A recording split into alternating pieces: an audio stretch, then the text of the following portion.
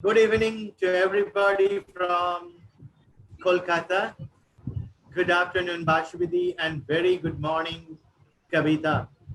It's the third session of our Indian poetry series, Past, Present, and Future. We had with us Sudeep Sen. We had with us Professor Malash Srilar in conversation with Keki Darwala. This is our third session, and we have a very special guest today, none other than the daughter of the Gangotri of Indian English poetry, great Nissim Ezekiel's daughter, Kavita Ezekiel. Welcome, Kavita, to Intercultural Poetry and Performance Library based in Kolkata. Welcome, hearty welcome, Kavita. Thank you so much.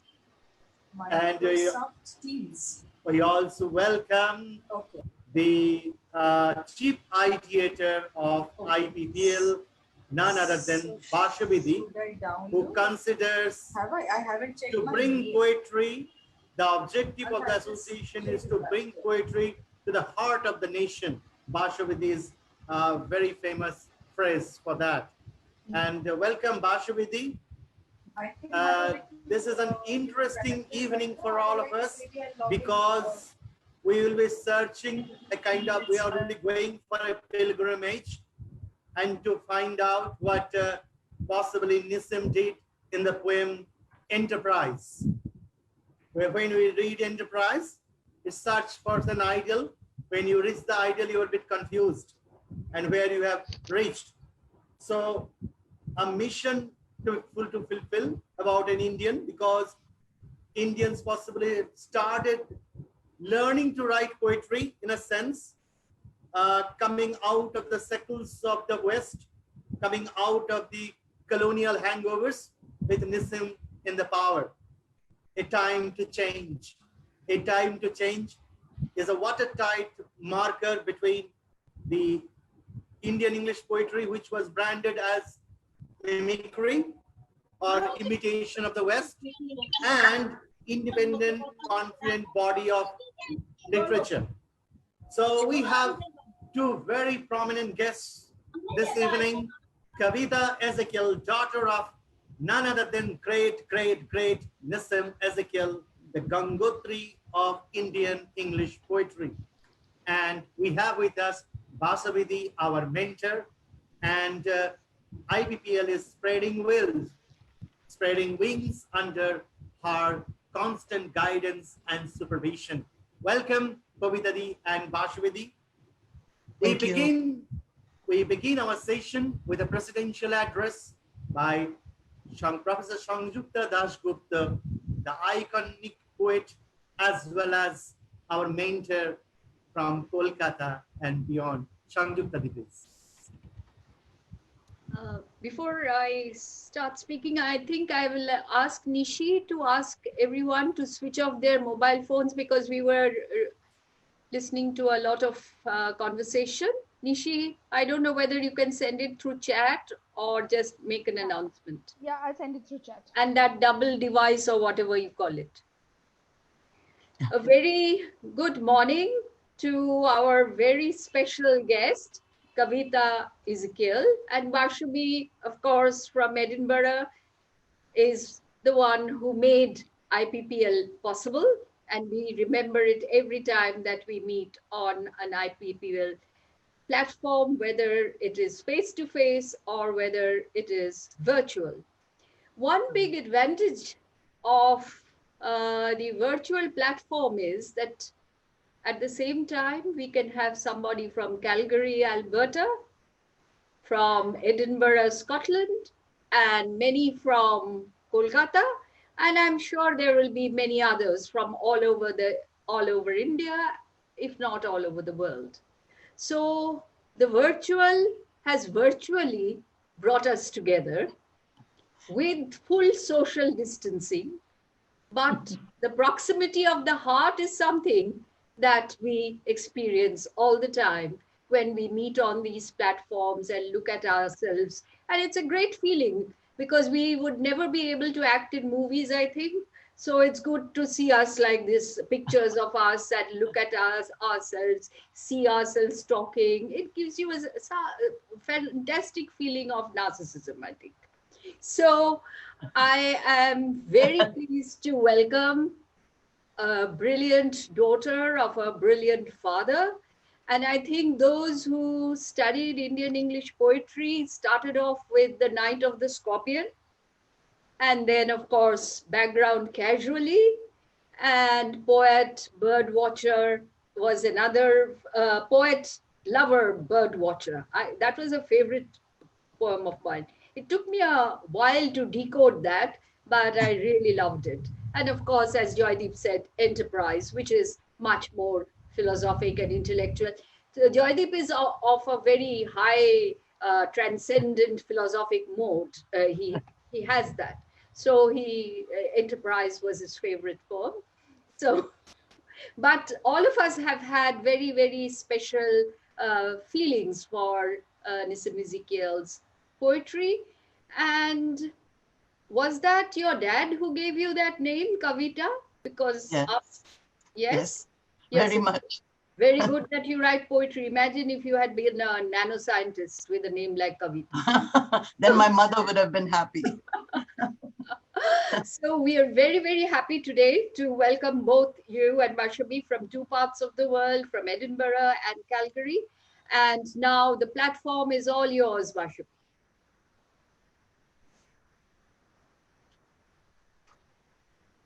Hello. Hello. Switch. Hello. Yes. Audio. Okay. Sorry, as you can see, I'm not technologically adept, but as you say, this virtual platform does bring us together. However narcissistic, it's wonderful. So thank you, Shangjukta. Thank you, Joydeep. Thank you, Nishi, and everybody at IPPL for this great opportunity to be in conversation with Kavita Ezekiel. And I just want to just emphasize that IPPL, can I just pay a little tribute to IPPL that everybody keeps telling me how wonderfully IPPL is doing. And I can see how busy you are promoting poetry at the worst of times. We haven't ever witnessed times like this. These are dark times when we are constantly losing loved ones. I've just had two close friends who've just died in India. Before that, I had friends dying here, and I can't go to anybody funerals, to their families. So it's just great that in spite of that, you keep the spirit of poetry alive. So thank you very much for that. I would like to welcome Kavita. It's a privilege to be able to talk to you today. I don't want to call it an interview. It is a conversation. And Kavita Ezekiel Mendonca is a poet, a teacher, a translator, a multilingual writer and translator, as well as a published, established poet in her own right, who has taught in Indian colleges, American international schools in India and Canada, traverses continents in her poetry through her work, and her all-embracing, very generous nature of acceptance and tolerance. So welcome, Kavita. My first question, we know that you were steeped in poetry as you were growing up with your father, Nissim Ezekiel, whom we all revere, who was not only an excellent poet, the father of Indian poetry in English, but with Pilal in Calcutta and your father in Bombay, they did so much to put Indian poetry in English on the global literary map. However, when did you, growing up in this atmosphere of poetry, know that you were a poet in your own right? What were your first poems like? Would you like to share one from that period with us? Sure. Just wanted to give a little bit of background about being steeped in poetry. With a father for a poet, you know, there was poetry all around me, books of poetry, even in our clothes cupboards. And, you know, in Bombay, we have those little silverfish. I don't know if you know what silverfish are, but they eat the paper of the books. So they were with our clothes, and every time we wanted to wear something, we had to shake the clothes out. And there were daddy's books, you know, lots of poetry books, readings, poetry readings in the home, social events with poets, writers, and publishers, which I attended as a young girl. And I attended most of his poetry readings growing up. At that time, I don't think I knew that I would become a serious poet, but I always had a calling as a teacher. From a very early age, I went out into the garden in the afternoon. My mother wanted half an hour of rest, and I would take a ruler and then I would beat the leaves if they didn't listen to me because I was trying to teach them something.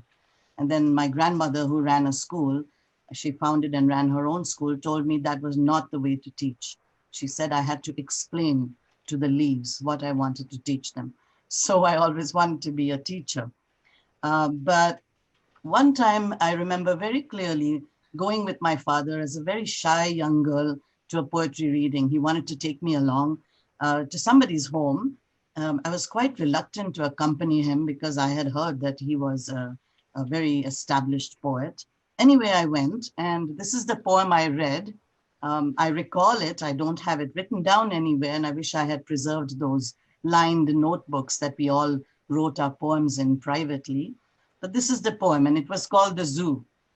I went to the zoo, and I heard a cow moo. I heard a lion roar, and I saw a lark soar. That's all I can recall.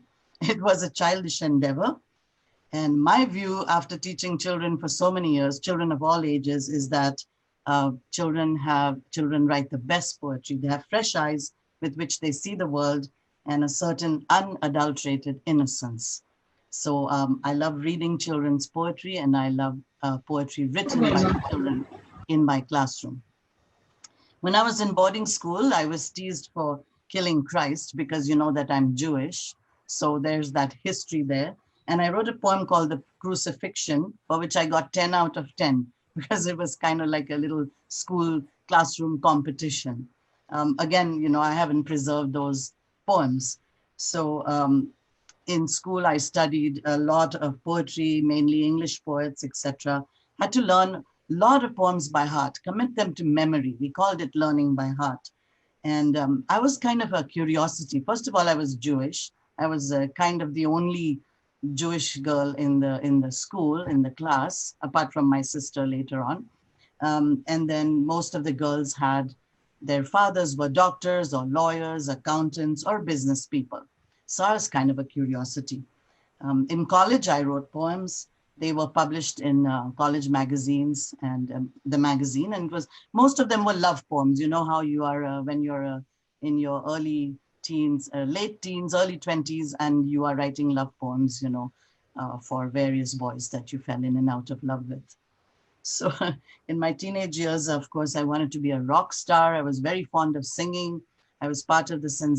Xavier's College Choir, and I had many opportunities to sing at the Mood Indigo IIT Festival. I sang a lot of folk music like Joan Baez and Cilla Black. And of course, I told my father that I wanted to be a singer, and he said, you must have a professional designation. You can sing for a hobby. So that's what I do now. I sing for a hobby, and I sing for my supper, and I write for my pleasure, for my passion. And my father kept saying that I should write textbooks, but I didn't know what he meant, and I couldn't visualize it. And he kept saying, you'll be very good at it. So I didn't know what that meant. And so that never happened. And one thing I really missed was that he felt that he should not promote me because he felt that people would say that he was promoting his daughter, and he would not say to me directly, you should write poetry. But he did inscribe things, and I'll talk about that later on, books and things, to Kavita with faith in her potential. So whatever that potential was, I'm talking to my dad every day now, and I say, you know, Daddy, I'm fulfilling your potential, however slowly and steadily that is happening. I wanted to say that today is the 12th of August, and I was going to have my second book published. A very dear student and even dearer friend of Alan's and mine passed away unexpectedly on the 12th, 6 months ago. He was one of India's top designers. His name was Wendell Rodericks, and he was going to write the foreword for my book. So in deference to him, in respect for him, I postponed the book. And I also postponed it because there are some of what I consider my best poems in waiting for publication, and other reasons. But the main reason was Wendell's unexpected passing. So Bashabi has asked me to read an early poem. So I'm reading from my book, Family Sunday and Other Poems. It was published 1989, and I'm reading the title poem called Family Sunday. Unsummoned we assemble and slowly go to the same place at the same time, as though destiny decrees it. We sit on the same flat stones provided by the beach, sea and sky reflected in our eyes. We make the same remarks in praise of what we see, only the lovers excluded from the scene respectively. To eat something is part of the ceremony, so we eat. To leave when it is dark is part of the ceremony, so we leave when it is dark. We call it a family reunion. My father makes his Sunday joke about Eliot's play. My mother laughs alone. They both agree that this is the way to spend a happy Sunday evening. We children are supposed to be content and not want to change. That's my poem, Family Sunday, one of my early poems, as Bashabi asked me to read. That's very beautiful. I love the sense of wonder, and the rhythm and rhyme in the first poem that you read from memory about going to the zoo. And of course, animals and birds appeal to children. So that comes across very well, the innocence of it. And the family reunion poem sort of grounds us in what surrounded you, as well as you being unique in your school as the only Jewish girl. I'm glad you did write about your relationship with Christ. Thank you. I think that was an apt answer. And one more very quick thing, because they're talking about Nissim Ezekiel, Daddy to me. I told Bashabi yesterday, I said, I'm sorry, but I have to keep calling him Daddy because that's what he was to me, to everyone else, you know, Nissim Ezekiel, but just Daddy. So I want to read a very short poem called My Road. So you will know that I have a road as well, right? And my road says, I'll dare to walk on the road not taken. Perhaps it's the one others have forsaken.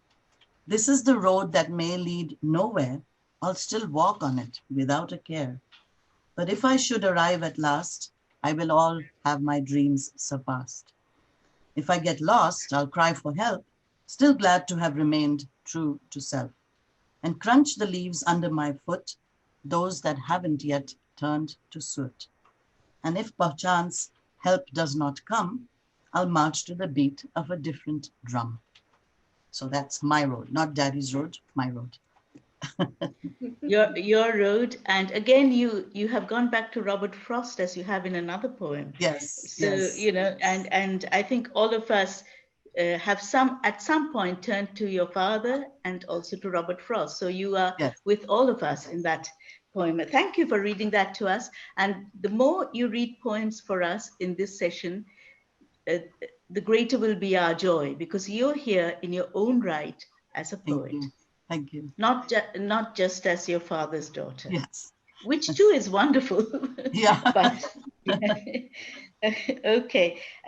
My next question is, your very name, Kavita, which Shangjukta mentioned in her presidential speech, carefully chosen, exemplifies your father's expectations in you. It roots you in the Sanskrit Indian tradition and speaks much for your father's rootedness in his Indian culture, which is, by the very virtue of its historic associations, multicultural, something that we should always remember that India is. Could you tell us how you have accepted this mantle of a name and made it your mission to carry it with you? And if there's a poem for it, let it come. So the genius of Indian culture, indeed Hinduism, is the beauty of its central tenet. This too is truth. All paths lead to ultimate truth, and your path is as valid as mine. My father, Nissim Ezekiel, was fiercely protective of this tenet of Indianness throughout his life. He chose to look beyond the narrowing confines of his ancestral religion, which is Judaism, and he chose to and also look beyond their language, which is Marathi, which we spoke at home, English, in his dealings with the outside world, and other Indian languages which are spoken on the street. With naming me Kavita, I think he saw that this name had universal in India, that is, belongingness, not confined and straitjacketed as a traditional Jewish Christian name. He could have chosen other names like Ruth or Elizabeth or Esther, which are more Jewish and Christian. I think my name spoke to him very much so of his dream of a daughter who would embrace his first love, poetic expression using words, poetry, and share his love of ideas and language with him. I love that you say that, how have you accepted this as a mantle? I've been looking in my closet to see if I can find a mantle to put on, but it's very warm today. So whatever, I'm looking for is not appropriate. So this is my mantle for today. And I think when I was younger, everybody would say, okay, the first thing people say is, what is your name? And you say Kavita, and they say, oh, that's such a pretty name. What does it mean? And you say, well, it means poetry. My father was a poet.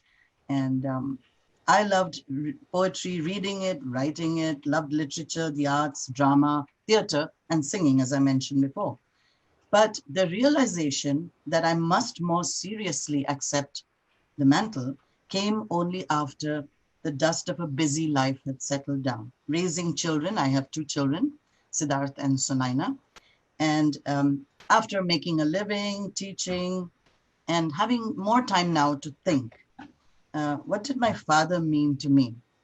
Well, there was this powerful pull I'm experiencing for the past couple of years to keep his name alive.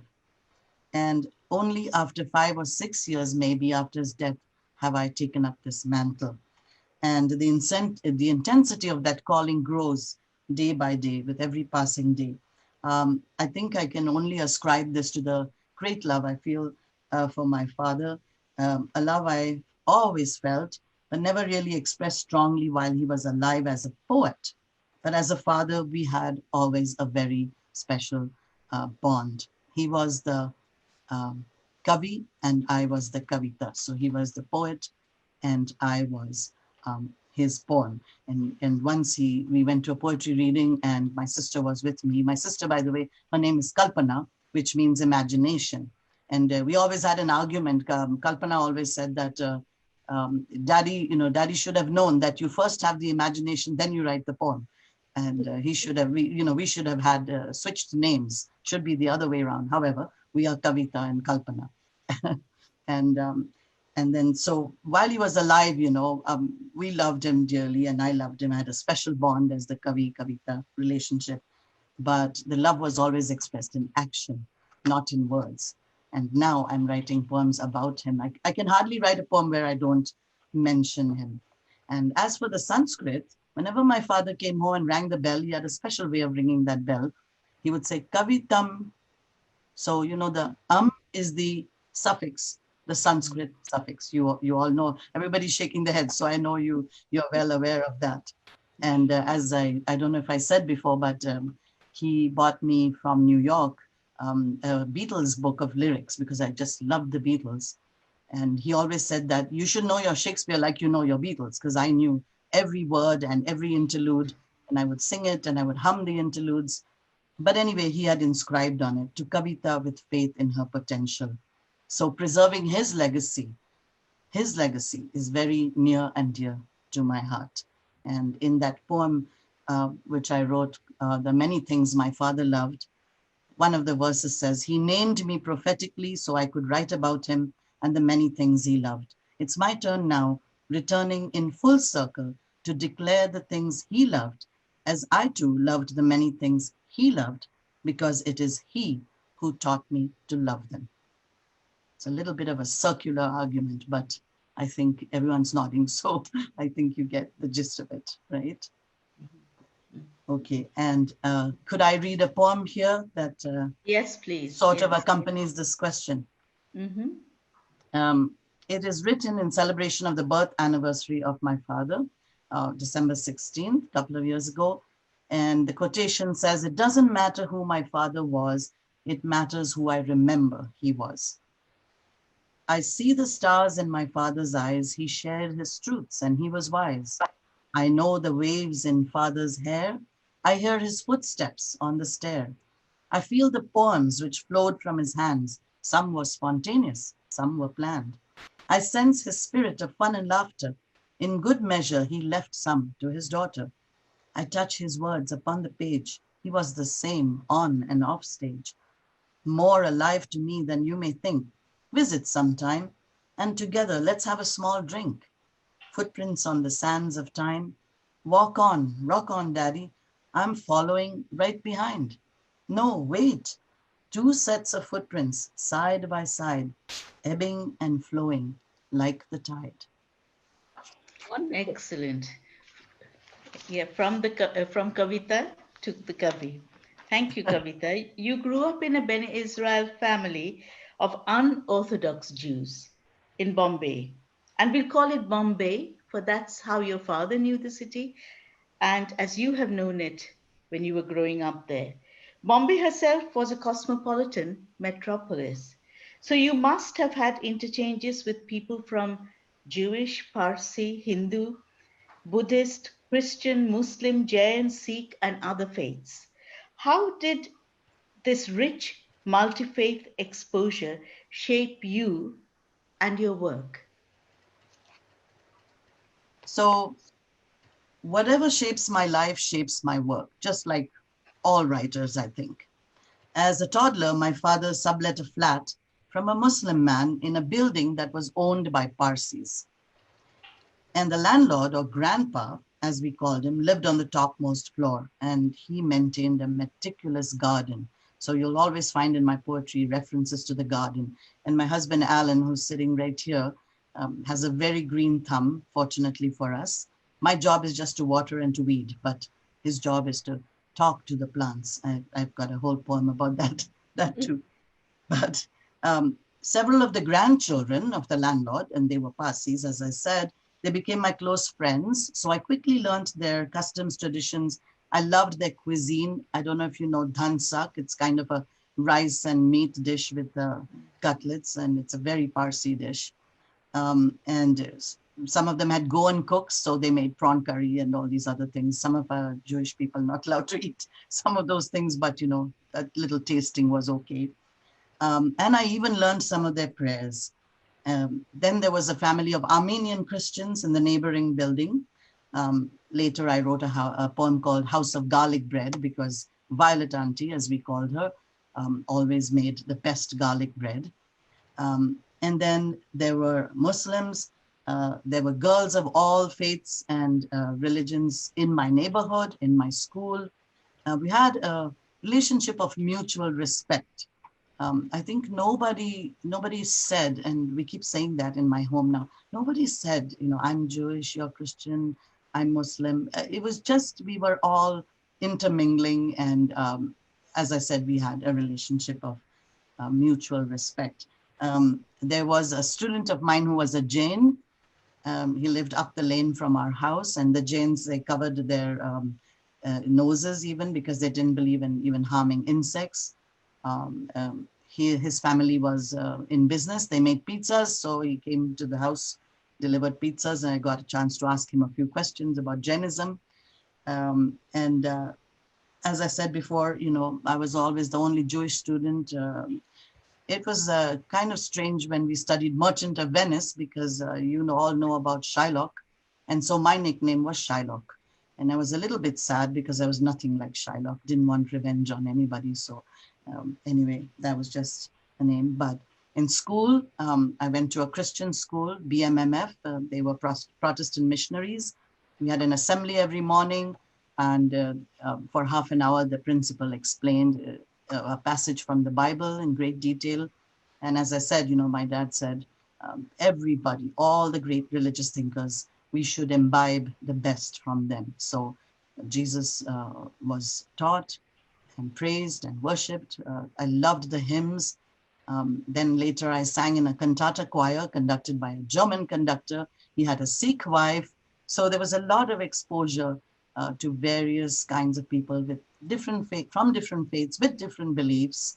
And it was really exciting to just interact with them as individuals and whatever they brought to the table. I wrote a poem called Miracles.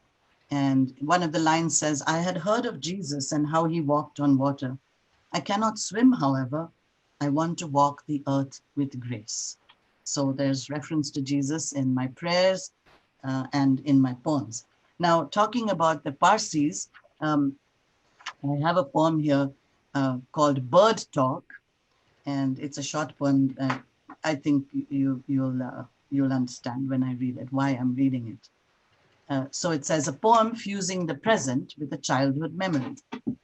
I really wouldn't want to be a bird perched on a snowy tree, for if the branch was heavy with snow, I might fall down to the ground below, and then I wouldn't make a sound, frozen solid with white stuff ground. And if you shovel, this is all I ask, do your due diligence with that task. The sky too is white with all that snow. Remember, I have nowhere to go. I remember how we buried the crow under a stone where the grasses grow, and the Parsi boy said a short prayer while we stood around our grief to share. I knew quite young that birds have feelings. Nature has a way of imparting wise teachings. I have never forgotten that crow.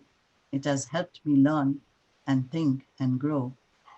And the Parsi boy said a short prayer while we stood around our grief to share. The boy went to a foreign land, but the burial of the crow was just so grand. Still visits my memories when I think about it, much more than I truly care to admit. There was a bird once perched on our flower pot. We named him Cheap, but he didn't know, or he forgot that we loved birds. So he disappeared into the wild. I have loved birds since I was a child. So that's the tribute to my Parsi friend whose name was Jimmy. Beautiful, beautiful. That's beautiful. Yeah, and I think you sort of have flown from one land to another. So you have carried the bird in you. And there is a poem, I think you said you wanted me to sort of read more poems than talk. And here's a poem, here's a poem that has really shaped my, talking about how I was living in Bombay. So this is a lot of references to Bombay in this poem. So I chose this poem called Leaving. And later on, perhaps Gopal will recall, I actually wrote a poem called India Reborn in My Soul, which was a longer poem, some of which was adapted from here into that poem because it was so meaningful for me. So it's called Leaving. Could never imagine leaving would tear the soul into so many fragments. That the plane parked on the tarmac could actually fly was a gravity-defying feat of gargantuan proportions. It seemed so big and unwieldy to my rapidly shrinking world. Never imagined it would land safely on another continent, carrying me to distances of mind and body, to a country far from the land of my birth, a country I knew so little about. The welcoming phone calls of a husband's distant relatives, unable to cancel the searing pain, lodged firmly in the depths, where it hurt most and went on hurting. The silence in the nights, broken only by weeping, the dark night, a far cry from the city that never sleeps, the bright city of my birth, with the incessant banging of the long-handled spoon, with its syncopated beats, on the impossibly large iron skillet making pav bhaji in the street below, nourishment to the late night hungry, or the pure laughter of the street urchins, unfathomable happiness amid such poverty, but not of the spirit. Never confronted so many dilemmas in so many shapes and sizes, the mind loaded and heavy with the weight of questions. Should I blame it on the plane, or that immovable hand of fate, or God's mysterious ways? Have I really left, or am I still here, or there, where my home really is? My physical body must go through the motions of working and living, where the plane has transported me to. Identity crisis or nostalgia, separation anxiety, or the pain of trying to belong? Unanswered questions of choice and decision, hanging from a flimsy thread, yo-yoing in the stars that float across my bedroom each quiet night and appear different to me. But I don't know what the stars are saying and what I should say back to them, if anything. And pav bhaji has a special meaning for me because we were eating pav bhaji when my husband proposed to me. Wow. So That's wonderful. Yeah. The romance attached to the streets of Bombay, and I think we can feel your pain of having left, but I think Bombay hasn't left you, which leads me on to my next question. Yeah, you had a very special way of life in a Jewish household and encountered a sea of different currents of beliefs and festivals outside your home. How did you balance living between, shall we say, two or even multiple worlds? The one at home and the one you encountered as soon as you stepped outside? Did this dual existence enrich you and make you the tolerant, compassionate humanist you are today, which is so evident in your poetry? that's a very important question. It's very, very dear to me because I think balance was natural. I didn't have to work at it. It just came naturally. So I really enjoyed being in the home, being outside the home. There was no tension there. And encountering multiple words has really enriched my life, truly. First of all, there were multiple worlds within my home. Two of my uncles were Hindu. One of my aunts was a Parsi. They brought their personalities, their worldviews, their professional interests, and their traditions, customs, and festivals into our grandmother's house, where I lived with my grandparents from the age of 10. I also had a very loving aunt, taught me a lot about Judaism, but she was open-minded and tolerant to all those around. There were no prejudices towards people from other religions or strata of society. And here's where my grandmother comes in because she founded and ran her own school for disadvantaged children. And here I met all kinds of people from very impoverished backgrounds. I had the opportunity to visit many of their homes with my grandmother. And here's where I developed a great empathy for those who struggled with a lack of basic needs and even more a respect for the woman. India is a land of festivals. I was privileged to celebrate all the different festivals from all the different religions. When I was teaching, I remember the children came to me and said, would you write all our names in Hindi, in the script? Because it's Diwali, they didn't know much about it. Read them stories and told them things that I did as a child during Diwali. And then I wrote all their names in Hindi. So they proudly displayed it on the school walls and they, look, this is how my name's written. This is how it's spelled, you know. And my daughter came and she put henna for them and just, you know, different customs and traditions, more hands-on to make it come alive for them. Eid was a wonderful celebration with my immediate neighbors, eating with the family from a large thal. In Marathi, we call thali, but here it's a thal. It's a big plate and delicious food after sunset, living side by side with the Parsi, Jewish, Christian families, celebrating Ganesh Chaturthi, going to a friend's house, a friend of my grandmother, she called her adopted sister for a puja. And my mother took us to see the big Ganesh idols being immersed in the sea. She had a friend who had a home quite close to the sea, and we stood on the balcony and watched those. Diwali, of course, as I mentioned, and Daddy brought us the sparklers. He always wanted us to have very safe fireworks. So we had the sparklers and the fountains, the beautiful colored fountains. And then went across the street. I had a Sindhi friend there, my very good friend from school, and her father launched those rockets that went right up into the sky, made a lot of noise. All the dogs barking in the neighborhood. That was the only sad part. Raksha Bandhan, one of my favorite festivals, was the opportunity to acknowledge all the boys in our friend circle whom we considered as brothers. Most of them were fine with that, and some who expected more from me were not pleased. But it was a colorful festival. And now that I have a brother who was a late arrival, this festival has special significance. He protects me with or without a Rakhi, so, but still, that Rakhi is symbolic. Christmas was very special. Carol singing with the St. Xavier's College Choir. They hired a huge military truck. I'm a kind of a tiny person, so the boys would pick me up, and the truck, the entrance to the truck was pretty high. They would 1, 2, 3, lift me into the truck, and there I was. And then we would 1, 2, 3, get down, and we would go to various houses and perform, and people would, just enjoy the carol singing. And I sang with the cantata choir, as I mentioned before. We had a German conductor, and then we had 80-member strong Bombay Philharmonic Orchestra with people from all different faiths, Parsis, Catholics, and it was just wonderful to talk to them, to just see, and they were all so talented. They all came with their briefcases after a whole day of work, and the practices were in the evening. So I think this is how we really didn't have to balance anything. It was all nature balancing it for us, nature and nurture, because of my home and the way that was. My uncle, one of my uncles was a comedian on the Marathi stage. So, we went to watch his performances, and the other uncle was in the Navy, and we used to call him Gentle Giant because he was tall and handsome, but he was disciplined, but he was extremely loving. So I'm very privileged to grow up in that kind of atmosphere. Mm-hmm. I think what you have shown us is how organic Indian society is, yes, as we have known it.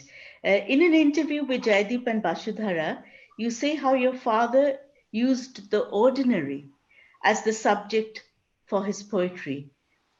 Poetry embodies the rhythm of life itself and springs from it. And this is what Nissim Ezekiel, your father, emphasized and endorsed in his poetry. Would you like to mention a poem of your father's that exemplifies this extraordinary ordinariness? Would you like to read a poem of yours after that, and that exemplifies the magic of the ordinary in poetry? So I've chosen a poem of my father's called The Railway Clerk. And by the way, there's also a YouTube video of that. Sometime when you have time, you might want to watch it later. This is a poem written in Indian English. I don't know if people are familiar with his Indian English poems. They're gently satiric. They're not making fun of anybody, but just as he observed people speaking in the streets and wrote about it. And the railway clerk is a typical personality. I'm going to read it in an Indian English accent. Those are brilliant. You like those? Yeah. Yeah. There's the professor and a goodbye party for Miss Pushpati. There's a lot. Irani restaurant instructions, but I chose the railway clerk. The railway clerk. It isn't my fault. I do what I'm told, but still I'm blamed. This year my leave application was twice removed. Every day there is so much work and I don't get overtime. My wife is always asking for more money.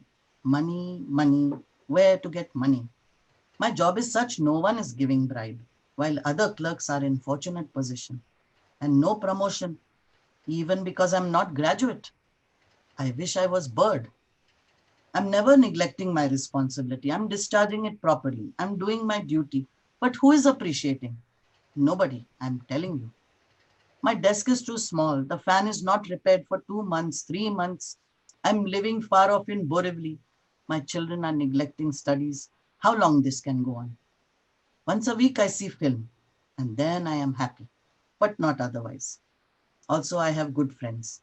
That is only consolation. Sometimes we are meeting here or there and having long chat. We are discussing country's problems. Some are thinking of foreign, but due to circumstances, I cannot think. My wife's mother is confined to bed and I am only support. So that is the railway clerk. Yeah. Great. There's a lot of pathos in that, and Yes, and a lot of yes, empathy, yes. which sort of is so typical of your father, that deep empathy with the Indian people. You speak of Walt Whitman, whom your Oh, sorry. father. I'm sorry to interrupt. Sorry, Did we you want? haven't had your poem. Could we have Yes. your poem, Kavita? And this is a special one because I was reading about Bashabi and her illustrious career. And she's a very eminent poet and scholar. And she had a poem called Walled In, Walled Out. Did I say the title right, Bashabi? Yes. And again, the Frostian influence. And so I chose, initially I hadn't chosen this poem, but now I chose it after reading Bashabi's poem. And it's called Robin on the Fence. Again, Gopal was editing a section of, he was a guest editor for Setu for Voices Within. And I had submitted this poem, which he kindly published. And it was called Robin on the Fence. And starts with a Frost quotation. He will not go behind his father's saying, and he likes having thought of it so well. He says again, good fences make good neighbors. Robert Frost from Mending Wall. And here's my poem. Robin on the Fence. The low fence between our houses has stood for many years. The wear and tear of wood keeps time and tells of bygone seasons. Protruding nails and striations like the rings of a tree reveal age. Previous owners have built it to mark the boundary. There's a gap in it now. A wood plank is missing. Their little dog respects the space. He peers at us, but he will not venture to our side, at least not when we're looking. I wouldn't mind the visit. He has the sweetest face. A rabbit or gopher, perhaps a lost cat, has wandered in and out between our turfs, unaware of fences, turfs, or unspoken rules of neighborliness. I've seen the cat once. The little children might have played hide and seek with ours. They're all grown up now, theirs and ours. Birds of varying plumage have perched on the fence, glanced quizzically into my kitchen window. Some have snow on their feathers, harbingers of the changing seasons. My favorite, though, are the robins and how they puff out their red breasts. I love this one because he posed for a photograph and he let me capture the still life I couldn't paint. We would make good neighbors with or without the fence. We both have flowers and apple trees and 2 children each. They have a dog, we have cats. The robins, squirrels, and lost cats walk the fence with full ownership rights, and we exchanged barbecued chicken and other grilling as the aromas waft over between and under the fence. Frost said there was something that did not love a wall, and we agree about fences, and there's no talk of walls. Some fences may make good neighbors, but some neighbors, like the robins, may straddle the fence to be photographed. And should the one missing plank become 2 and the gap widens, we need not repair the fence. We may not need to repair it. Perhaps broken fences make better neighbors. That's a deep philosophy, and I think the little robin would appreciate it as well. By the way, Kavita, we have a family of robins in our hedge here in lovely. Edinburgh, and they stay with us summer and winter. I think they last for only 3 years, but anyway, we like to think they've been here with us for 26 years. Yes. They're amazing. They're beautiful, and my daughter Sunaina, I just keep calling out to her, come, take a picture, and they're splashing about in the bird bath there, and they're just gorgeous birds, and when they bathe and fluff all their feathers and the water flies out, it's quite a poetic sight. So, yeah. Well, thank you for sharing that Robin on the Fence with us. And now I'll go to Walt Whitman. You write about your encounter with Whitman, who had a public and private persona, which had a great appeal to someone like your father, who was a very private man, and yet one who spent so much time for others, with his students, his fellow poets, his family, which speaks for his generosity. You too, Kavita, have done so much as a teacher, poet, and translator. And yet there is the deep private core in you, which we, I think, through this conversation have all detected, from which your poetry flows. Is there a poem you could read for us which is very close to your heart, but which you are willing to share as you move from the private to the public sphere?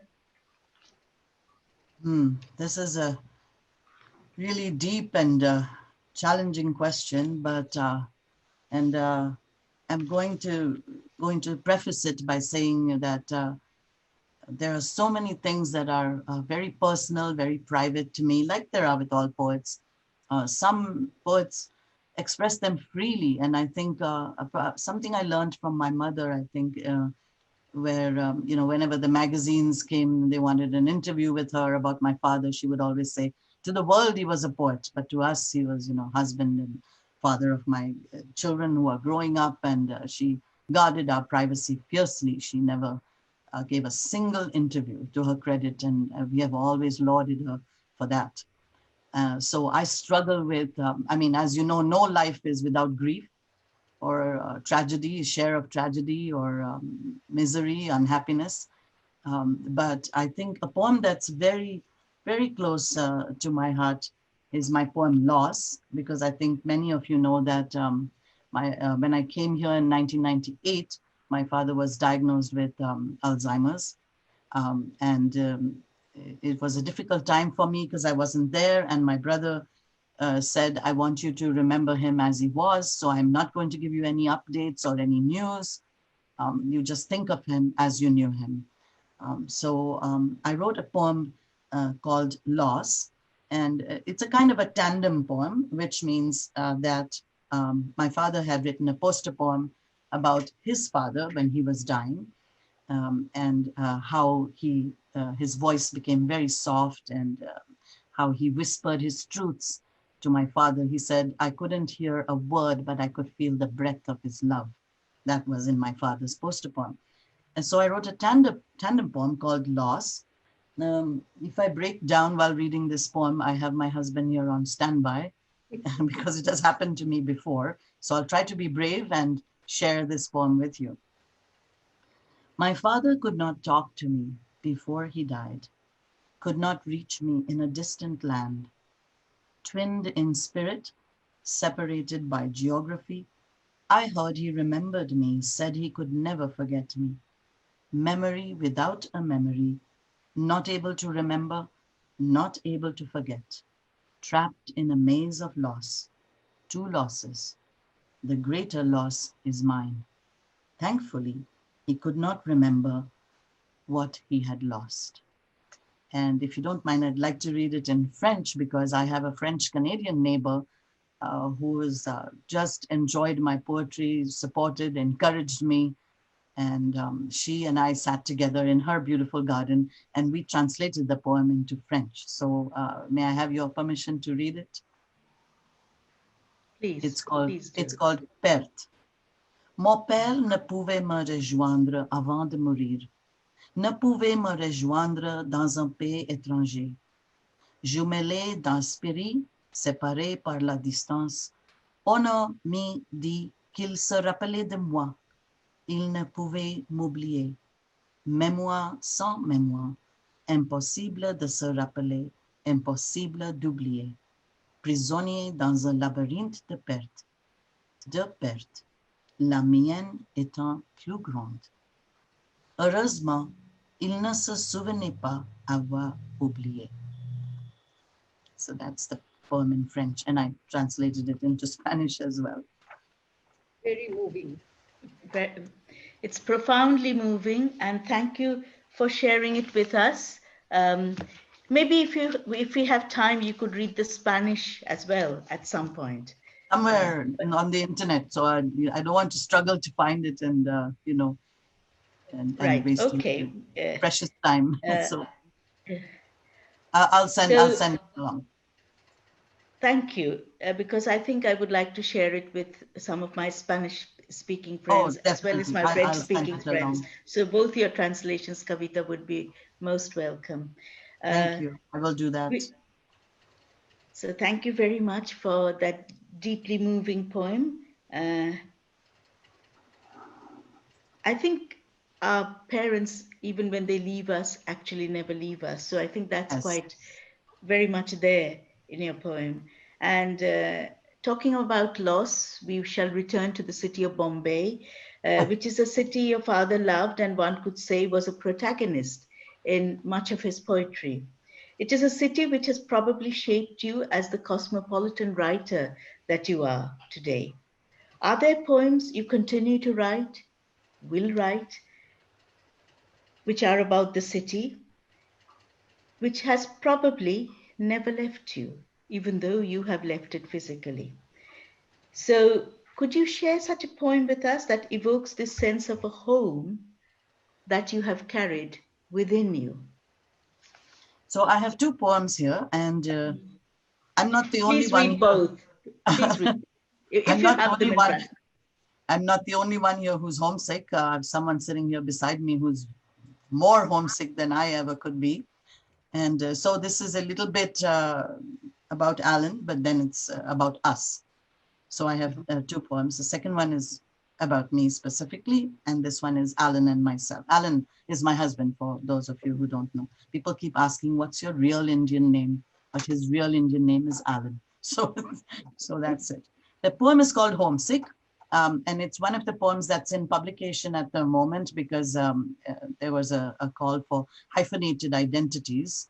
So this is my poem about Bombay and hyphenated identity and homesick and all the rest. So it's called Homesick. The pandemic has changed nothing. It's the norm to work from home. The day begins in classic fashion. I hear pleasantries from his south of the border colleagues on a conference call. Headphones are uncomfortable. I can't move my desk to another space in the house. It's heavy with poetry and photographs, so I can't help overhearing. Are you okay? They ask. Yes, he says, couldn't be better. We've learned to say that even if we feel terrible. That's how they do it here. He continues, the trees are laden with mangoes, jackfruit hung perilously low, threatening to drag the branch down. The air is redolent with cardamom and pepper. Cashews dangle voluptuously in red, cashews dangle voluptuously in red, green, and yellow. Surely it was the forbidden fruit of lore and not the stayed apple. What more could I ask for? They laugh, knowing that here only icicles dangle from trees and eavesdrops. He must be homesick, or he's having an identity crisis. No Garden of Eden here. He masks his longing for the fruit of a distant, bygone home with a bittersweet attempt at humor. We are Indo-Canadians. The Canadian part has still to kick in. It's been 22 years. We cannot drop the hyphen. We are proudly Indo-Canadians. So that's the poem called Homesick. So there's no mango trees here. So I think you got it right. And then my poem, which was published in Muse India in the May-June issue. Tell me if you know where home is. And it starts with a quotation from the Beatles from the song Eleanor Rigby. All the lonely people, where do they all belong? And the poem is, tell me if you know where home is. I've never really left home. The place is always in my head, becoming as noisy as a child's rattle. If I shake my head from side to side, as Indians do back home, it still doesn't help. My ancestors often said, everything will be all right in the end, and if it's not all right, it's not the end. I can't get away from the clamor of Indian sayings. My sister adds to it, this too shall pass, she says. That's not an Indian saying. Abraham Lincoln said it. Pacing noiselessly in squares and circles on hardwood and tiled floors, images of being barefoot on stone floors have set themselves in stone. I don't want to die in a church and be buried along with my name. My body unpacked itself with clothes unsuitable for the climate, black and white wedding photographs, reluctant children, and the ever adventurous husband. Little consolation in the form of new friends would come later. Father insisted we thank mother after every meal, even if we didn't enjoy it. So we called it Indian Thanksgiving. At home for Christmas, there was chicken. Turkey was not an Indian bird like crows or pigeons. So here too, we give thanks with chicken. Trying to fill the void with plants and cushions, drapes and dream catchers. The dream catchers in the windows simply caught the old dreams and threw them back to me with every wind. No sound of the soulful quail or cicadas at night, only the chattering magpies with their ceaseless chatter. I've never really left home. The place is always in my head. There are no cockroaches here, though not the reason for leaving. But I heard they are beginning to come to my city. Perhaps then I will feel at home. We are now becoming a bee city too. I can now plant flowers that will bring butterflies. I chased them as a child in my home garden. Still, if the cockroaches come, they will increase my homesickness. I had a fear of lizards too. Been no sightings here yet. Home is anywhere the heart is, as the saying goes, with or without lizards and cockroaches. Back home, the bees are happy. That's my Very point of call. That Tell me if you know where home is. beautiful. Yeah. Thank you. Okay, Kavita, you have traveled across the world. As your home poems show, the nostalgia, the sense of belonging. You've studied at Oxford Brookes, you've taught in India and the West, and are now settled in Calgary, in Canada. You have left a hot and humid tropical reality and entered a cold, bracing world of long, dark winters. There is warmth and understanding in you that makes every new place you enter and embrace a hospitable world, in spite of the humidity on the one hand, in spite of the coldness of the other. How do you do this? Is this something you have inherited, which is further strengthened by your own acceptance of diversity and difference?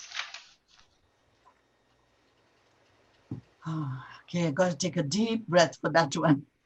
Having been born and brought up in Bombay, where my background enabled me to embrace so much diversity, and having just recently, 22 years ago, feels like recently, immigrated to Canada after having taught in an international school with 32 different nationalities of students and faculty.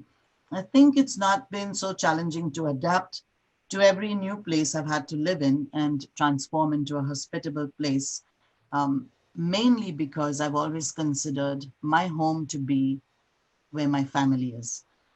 If they are all there and if they're happy, if they're safe, if they're comfortable, then it's my home. I don't think I wanted to come to Canada, but as I said, the ever adventurous husband, wanted to come here. So I had made my vows, to follow him wherever he went in a moment of sanity or insanity, not sure.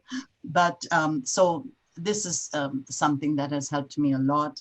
I think Indians are so well known for their hospitality.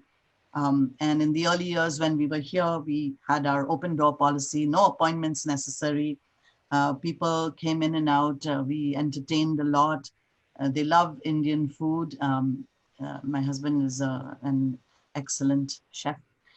I'm the sous chef, I'm the assistant, and then the cleaner after the event. So I'm pretty blessed with that. And when I lived in Oxford, I think it was, again, an international community. I wanted to imbibe every bit of knowledge that I could, read every book and glued my ears to what the professors were saying and wrote papers earnestly. But there were so many students from different backgrounds, and even in the international hostel where we lived, Chinese students, African students, and we made friends with all of them, and they were in and out, borrowing things and talking. And so I think the culture, again, the exchange, the intercultural exchanges have molded me into who I am and how I'm able to make this this transfer. Buying a physical home in Canada is challenging, but making a home or saying this is my home has been, I think I have great difficulty saying that. my French-Canadian neighbor keeps on saying, why do you say someone else? I was talking about a poet and I was saying he's really Canadian and he's a true Canadian. She said, you're a true Canadian too. And she's 81 years old. So I didn't prolong the argument, but I said, well, I'm Indo-Canadian, and she still has difficulty processing. Do you want to go back to India? Do you want to go back? She's like really worried, you know, because we're very close friends. But I think that we really have not adjusted to the climate. There's a lot of shoveling to do. I think my husband takes the shoveling in good spirit. The sense of being trapped, I think the pandemic might have made it easier because now we're kind of housebound. I mean, we can walk in the garden, go to the park. We're pretty much more blessed and privileged than people in India who are trapped in their apartments and suddenly had this lockdown. We have our rules with social distancing and other things, but there's a freedom within that. So I think perhaps this winter we'll be better acclimatized, complain less, accept more, but still that freedom, you know, to go on the icy sidewalks. And I often joked with my neighbor that build some kind of rolling escalator or something, some kind of rolling walkway to go from my house to her house. Because as we get older, we don't want to slip and fall, you know. So I think what you say is that, how did you do that? I think we're still doing it. It's difficult and it's a struggle, and we're not in denial. And my son, who I think I might talk about him later a little bit, who lived and worked in Mexico and Colombia, South America, I don't think he's accepted it at all. And right now he's here and he's out for work in another province, but he's here, and all we hear from morning to night about is how they do it in Colombia, what they eat, and he'll cook stuff which is typically Colombian, and all this kind of thing. So I think that makes our journey a little bit more stressful and more difficult. And we kind of don't want to hear about Colombia anymore, but we also want to hear about it. And we've traveled to Mexico, so we know that climate is a great, it's a great morale booster, you know. So I hope that answers your question. It certainly does. I'm actually coming to my last question, and then we can open it up, because I'm sure the audience is waiting to ask you a lot of questions as well as comment on your lovely poetry. My last question is actually related to what you've just said about your son. I can see the Spanish in you working in him to create bridges. Yes, your multilingualism, Kavita, because you know French and Spanish, and you know Indian languages. You spoke Marathi. You have perhaps heard Hebrew, even if you perhaps don't speak Hebrew, or but you do know Hindi and other Indian languages. So I just want, and you write in English. So your multilingualism is something that makes you, and I began with this, your cosmopolitanism, you a cosmopolitan writer. And you have told me that in our conversation yesterday, and I've read it in the interviews you've done with Joydeep and Boshudhara, that you are translating your work and other work into French and Spanish as well, which is brilliant. So my final question is, would you like to say something about this aspect of your being, your cosmopolitanism that comes across? And finally, I would like you to end with a poem about Canada. Oh, okay. Your Canadian experience. Oh, all right. Multilingualism first. I think I was blessed with a good ear for languages and music, much to the chagrin of my dad. No, my dad loved music, but he was always afraid I was going to want to be that rock star, And we spoke Marathi at home and English, prayed a prayer in Hebrew, which is the Shema. Learned Hindi from kindergarten and enough Gujarati to communicate with our neighbors whose parents did not speak English. My neighbors in my grandmother's house were Bori Muslims, so they spoke a different Gujarati from the Parsis. So there were two sort of strands or dialects, if you will. I often got mistaken for a Parsi because I kind of a little bit light-skinned and the curly hair, you know. And so in the bus, the older Parsi ladies would get up and make room for me, you know. They would say that in Gujarati, Soji Dikri che, which means I'm a nice girl, you know, give me some room to sit. So I was, you know, couldn't place me. They couldn't place me exactly. And maternal aunt of mine instilled and nurtured a love of Hindi literature for me. And I did want to have Hindi as my minor subject, but they didn't have the combination in St. Xavier's College. It was always English and French. But I absolutely fell in love with French as well. Even in school, I loved French, started learning it in grade 6. Of course, lots and lots of verbs, you know, notebooks full of conjugation, not much conversational French. So we went to the Alliance Française, which was a big organization in Bombay. They have it here in Canada as well. And of course, I'm not really sure whether, you know, the Alliance Française, I don't know how much French we learned. We did, but the professors were certainly very handsome and we were young and we were all taken up by their beauty or handsomeness, if you will. So all of us girls would pile into a car and go off to the Alliance, learn French and admire the professors as well. I read Camus and Maupassant as part of my bachelor's degree with the English literature and the French. I read Camus' La Peste in French. So my husband kept encouraging me. He said, you should read Camus' La Peste in French. So we downloaded it on Kindle. But lo and behold, it wasn't the same as it was when I was 20. Because when I was 20, I think, you know, I was right in it, in touch with it. I was immersed in it. So I quickly downloaded it in English and I did a little bit of cheating. I took the shortcut, but I promised him that I would return to it. He keeps asking me, when are you going to read Camus in French? So I might read Maupassant short stories because they're short. And then I might, you know, after I've wet my feet a little, might go back to it.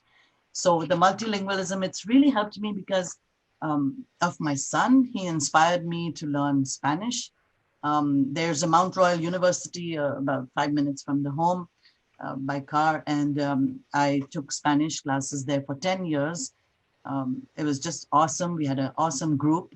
It was a continuing education kind of learning. And again, I was introduced to that. The Spanish teacher in one of the schools I was teaching in suddenly left.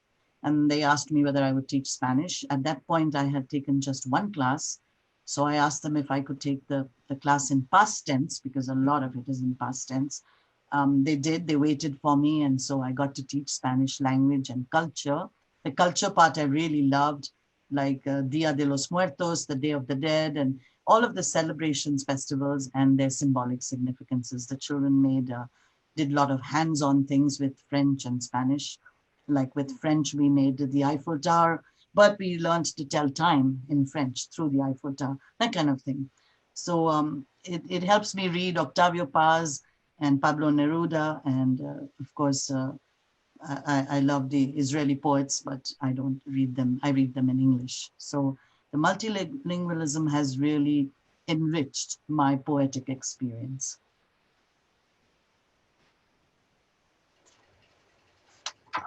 Thank you for that journey. Kavita, do you have a poem for us before we open it out to the audience? A poem about your Canadian experience.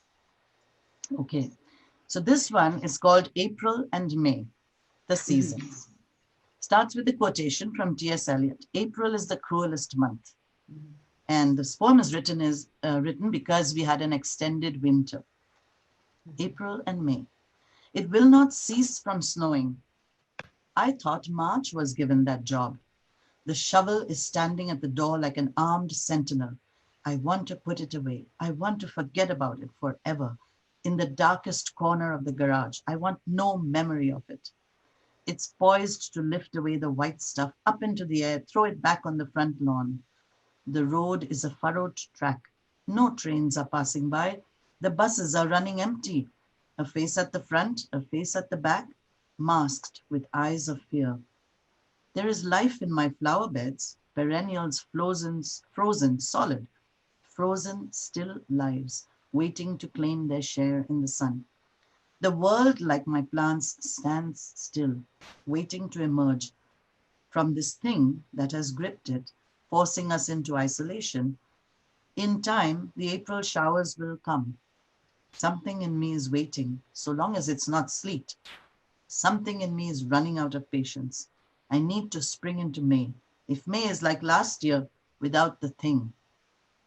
If April continues for too long, I'll be praying for an early summer. This April is singularly different. I have time to be in touch with my soul and the other souls in my house. Spend more time playing with the cats. Meanwhile, the imaginary lilacs are bending purple over the backyard fence. Soon, a blaze of purple will set our hearts on fire, the lilacs adorning the vases in our home. So this is kind of a combination of winter, how you feel in winter, waiting to put the shovel away. And it's also talking about the pandemic. And it's a combination of the two, but you can see that it's the heaviness of winter, which is a little more oppressive than the pandemic, which may be ironic. That is another very pertinent poem today. So shall we open it up to the audience? Is that all right with Shangjukta and Joydeep and Nishi? Is that okay? Yes, yes, yes. I can. Will somebody read the questions? I can already see. I saw one from Amit. There are others. Yeah, and I think Amit's question was really good. Yeah, Amit's question is very pertinent question. Yeah, he said, I think if I remember it correctly, he said, do you feel the burden of being a poet? Is that your question, Amit? Being born of a great poet. Yes. Oh, did he say being born of a great poet? Yes. Oh. Did at any point in growing up, did you revolt that you will not be a poet because that is what everyone expected you to be? No, I did not revolt because I was so much in love with teaching, and poetry, creative writing. Those were the courses I absolutely loved. So in a sense, I was already, even though I was not writing myself at that point, I was already immersed in it. And, my dad was there, he was the poet. And I think I was pretty fulfilled with my teaching career. So I didn't revolt at all. Sometimes now I revolt because when a poem is, Daddy's book here is open here, and I know that it's difficult for me not to compare. I want to be inspired by his poetry. I don't want to compare because, as I said in my interview with Jaideep sir and Bashudhara, I said that I know that I can never be a poet of his stature because he was completely a complete intellectual. So we are, yes, flesh and blood, but we have had our different journeys and our different experiences, things that have molded and shaped us. But we are one in that, as I said, he's the Kavi and the Kavita. So somewhere I think that has emerged, and I'm grateful for it, and I'm challenged, and it's a huge responsibility as well for me to prolong his legacy. So Amit, I hope that has answered your question. Yes, I think thank you very much, Kavita. There Welcome. is a comment from Gopal. Yes. He finds your Robin poem painterly, which is beautiful. And his question is, how do you approach poetry? It's a broad question, but I'm sure you can answer it, Kavita. As I said, poetry is the lived life. I think the first thing we learned, the first definition of poetry was poetry from Wordsworth. Poetry is the spontaneous, powerful overflow of spontaneous emotion. I wanted to kind of turn the definition on its head for Gopal a little bit. I think it is how do I say it now? I always get it wrong. I think it's the powerful spontaneous overflow of powerful emotion. Spontaneous. So I see a robin on the fence, for example, and immediately I'm inspired. I see the missing plank and I'm inspired. I watch for a while. I try to take a photograph. I call Sunaina, come, please, take a photograph. And then I write something. And usually if the poem, if I'm happy with it, it stays as it is. If not, I have daddy's words in my ears, you need to revise a poem at least 8 times. And my dad spoke very slowly, very pronounced, enunciated every word. So 8 times keeps on, ringing in my ears. So that's how I approach poetry. It has to be, it's difficult for me to write to a prompt. Even with a prompt like hyphenated identities, it's because I have an hyphenated identity. It's because we do experience that.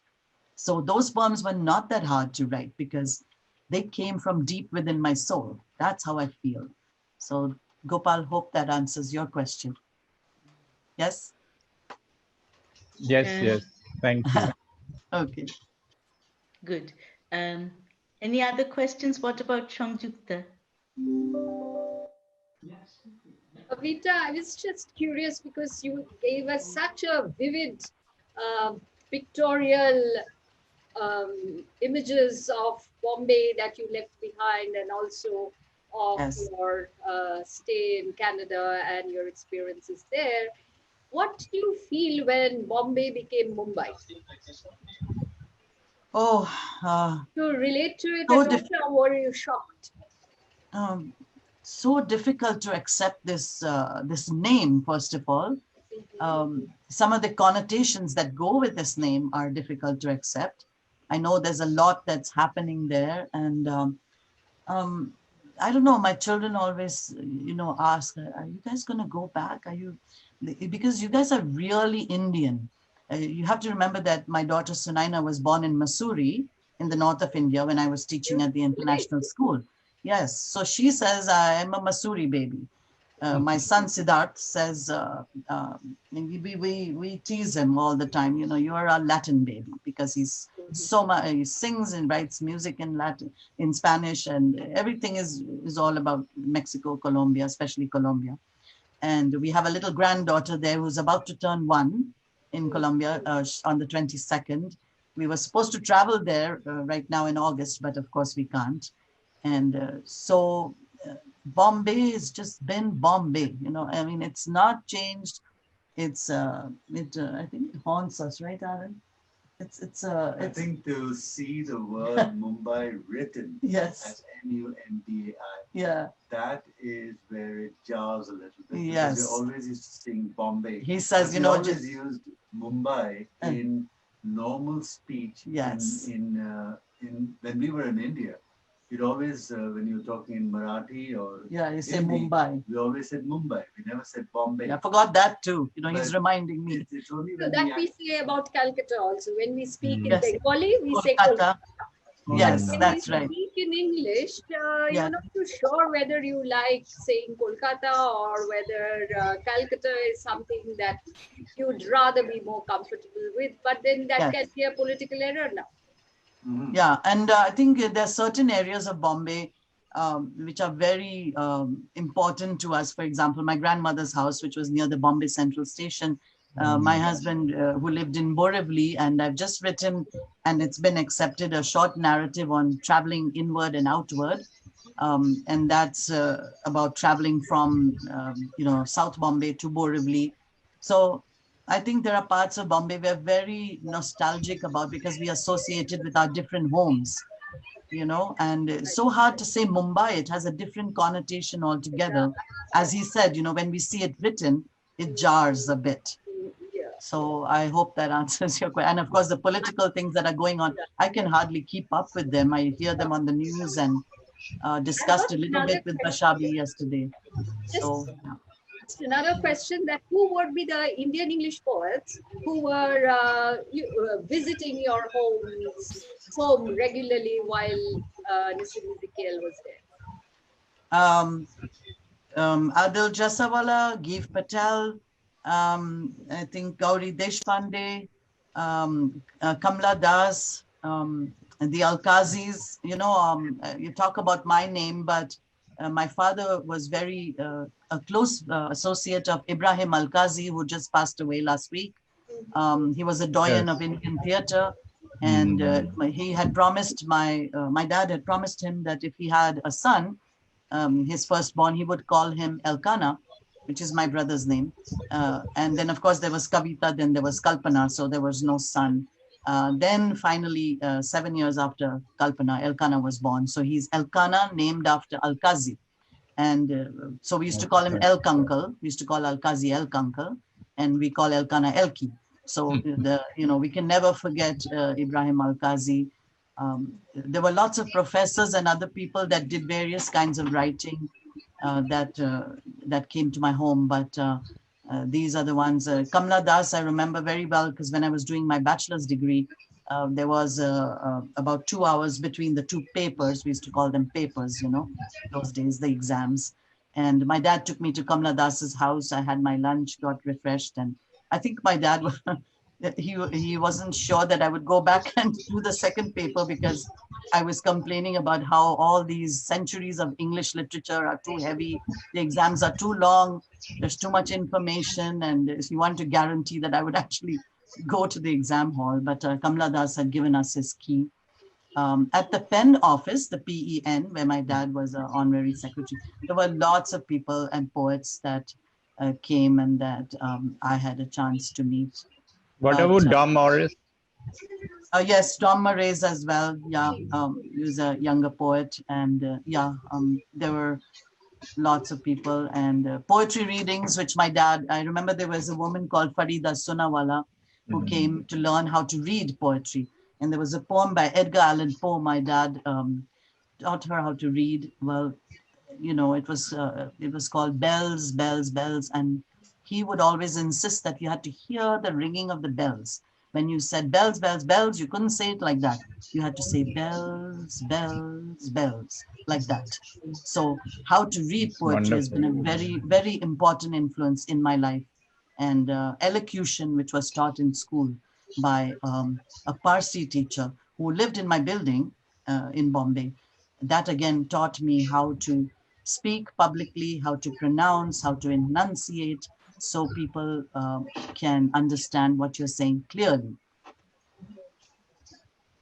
Wonderful. It is quite apparent that you are a very good storyteller, because your poems have this storytelling format, which makes it so very concrete rather than very generalized and abstract. And the detailing in your poems is also something that is that makes it so vivid. It is almost cinematic in certain lines. So do you plan it like that, or it just pours out of you like the spontaneous overflow of powerful feelings? Yes, I think there are two sides to this question.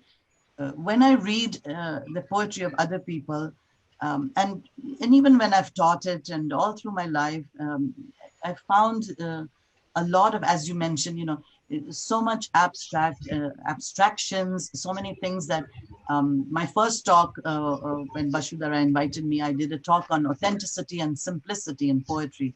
And I want to tell stories because I want my children and my grandchildren to have a sense of history, of family history. Even the robins are part of my family history. The mynas they're in India, but they're not here. The crows and the pigeons, we have ravens. So narrative poetry is really my strain, but my style is more colloquial, more conversational. And I was afraid at first when after my hiatus and I started writing, I thought this is difficult because it is not like others in a sense. But then I did find many, and my dad's poetry is not all narrative. There's description, and also with rhyme. I don't have a challenge with rhyme, it just flows. But again, I think, yes, as you said, I love to tell stories. I married a very quiet man when I married him. I don't know, he's more talkative now, but he always said that, when are you going to stop talking? So I think I'm very gregarious, and I think that sort of, pours out of me when I see something or I hear something or somebody said something. And there's an American poet called Edward Hirsch, whom I love, because again, he has a very conversational style and he tells stories. And I want to know what makes him tick. And I think when you write a poem, people want to know what's going on with you. What's in your soul? What's inside you? How do you feel about this robin? Is he just a robin? Is it just a bird? Or is there something more to it, you know? So I think it's not planned. I think it's very spontaneous overflow of powerful emotion. Well, thank you very much, Kavita. I think what you are a great communicator, and the storytelling makes your poetry very accessible. The imagery is well defined, and you move comfortably between worlds. You are a great facilitator for cosmopolitanism, and you believe in inclusion, which should be something that we all need to emulate and practice. So you have taught us something that is beautiful that we will carry away with us. Thank you very much. I think Nishi is now ready. Can I say my I can see her beautiful smile. I have one observation before we close, and that is that for all of us, that one line of Nissim Ezekiel that is a big takeaway for all of us is to revise 8 times. 8 times. Oh my goodness. Yeah, we have to start counting. But before Nishi says anything, can I say thank you? Yes. Yeah, thanks. It's been such an honor. It's been such a privilege for me to be invited by the IPPL, you know, Jaideep Sharangi sir and all of you and Bashabi. I said to Bashabi yesterday, there's such a comfort level with talking to you. I feel like I've known you for a very long time. I've been so excited. My, stomach's been turning, lots of butterflies. And I don't know whether I'm eating, sleeping, coming or going. And I don't want to be distracted. My husband says something to me this morning and I said, no distractions, please. Don't talk about anything else. We're only going to talk about this talk that I have. So thank you so much to all of you who sent questions, who attended this, who gave me so much moral support and encouragement. And some of you here are great writers. I'm trying to translate one of Jaideep sir's poems into Spanish. And he, as somebody said before, is so philosophical. He's completely on a different level. He's way up there, high and deep, and Jaideep, high and deep. And it's just, I'm punning a little bit here. And your translation of my poem Loss into Bengali, I mean, my husband and I, we have heard it over and over again. And Bashudhara's friend Paulomi made a video and she recited it. And I said to Bashabi yesterday, I really want to learn Bengali now. I don't know how many lives. I want 9 lives like my cats, so I can learn all these languages. So thank you very much. Much appreciated. Thank you so much. Thank you. It was wonderful, wonderful evening. Unforgettable.